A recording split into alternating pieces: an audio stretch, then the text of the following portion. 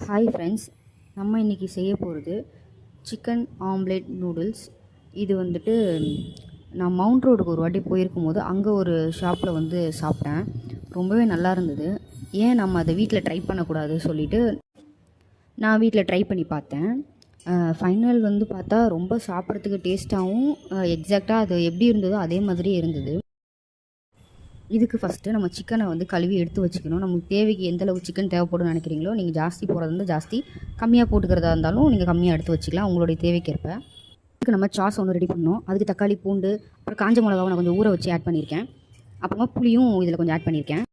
இதை நம்ம இப்போ மிக்சியில் சுற்ற விட்டு எடுத்துக்கலாம். இதுக்கு மெயினே நூடுல்ஸ் தாங்க. அதை நம்ம வந்து வேக வச்சு நம்ம செப்பரேட்டாக எடுத்து வச்சுக்கணும். நான் வந்து 2 பேக்கெட் நான் வந்து எடுத்துக்கிட்டேன். இப்போது நான் ஒரு கடாயை நான் வந்து எடுத்துக்கிறேன். இது வந்து சிக்கனை ஃப்ரை பண்ணுறதுக்காக. இந்த பக்கம் நான் சிக்கனை மேரினேட் பண்ணி நான் எடுத்து வச்சுருக்கேன். சிம்பிள் தாங்க. இதுக்கு உப்பு, மிளகாத்தூள், அப்புறம் இஞ்சி பூண்டு போட்டு நான் வேறவே ஒரு 1 மணி நேரம் நான் வந்து ஊற வச்சுருக்கேன்.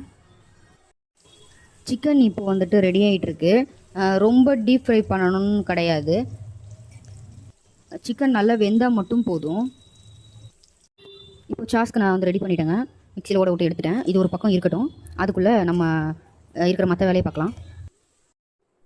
இப்போது வேக வச்ச நூடுல்ஸில் வந்து நான் வந்து கரெக்டாக 3 முட்டை உடச்சி ஊற்றினேன். 3 முட்டை போட்டுட்டு அதுக்கப்புறம் வெங்காயம், கொஞ்சம் உப்பு, கொஞ்சம் மிளகாத்தூள் இதை போட்டுட்டு நம்ம நல்லா மிக்ஸ் பண்ணி வச்சிடணும். அதுக்குள்ளே இப்போ சிக்கன் வந்து நம்ம ஃப்ரை பண்ணி எடுத்துட்டோம். பாருங்கள், நான் டீப்பாக ஃப்ரை பண்ணல. இப்போ ஃப்ரை பண்ணிவிட்டு இதை வந்து பிச்சு சின்ன சின்னதாக நம்ம எடுத்துக்க போகிறோம். இதில் உள்ள எலும்பெல்லாம் எடுத்துகிட்டு போகிறோம். இதில் ஒரு கிளிப்பு மிஸ் ஆயிடுச்சுங்க. அவ்வளோதாங்க.